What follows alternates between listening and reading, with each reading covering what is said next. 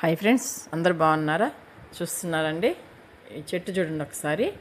పెసలండి, ఇది పెసల చెట్టు. పెసలపప్పు ఉంటుంది కదా, మనకి పప్పు చేసుకుంటాం కదా పెసలపప్పు, ఆ పప్పు చెట్టు అండి. చూడండి కాయలు చూస్తున్నారా? చూడండి, అవన్నీ పెసల కాయలండి, బాగా ఎండిపోయి ఉన్నాయి. ఇంక అన్నీ కోసేయడమేను. కోసేసి అన్నిటినీ మిషన్కి వేసేస్తారు. వేసేస్తే పప్పు ఒక పక్క, పొట్టు ఒక పక్క వచ్చేస్తుంది.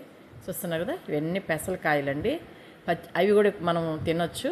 అటు ఒత్తితే కాయలు పప్పులు వస్తాయి, తినొచ్చండి. చూసారు కదా పెసల కాయలు, చూడండి ఎంత గుత్తులు గుత్తులుగా ఉన్నాయో. చాలా బాగా వచ్చాయి కదా, పంట బాగా వచ్చిందండి. చూస్తున్నారు కదా అండి, పెసల తోట అండి అది. చూస్తున్నారు కదా, కాయలు ఎంత బాగా వచ్చున్నాయో చూడండి. చూడండి, అన్ని గుత్తులు గుత్తులుగా పెసలు వచ్చేసాయి బాగా. ఇంకా ఆ కాయల్ని ఎండబెట్టేదాన్ని వాళ్ళు బస్తాలకి ఎత్తి మిషన్కి వేసేస్తే పప్పు వస్తుందండి మనకి.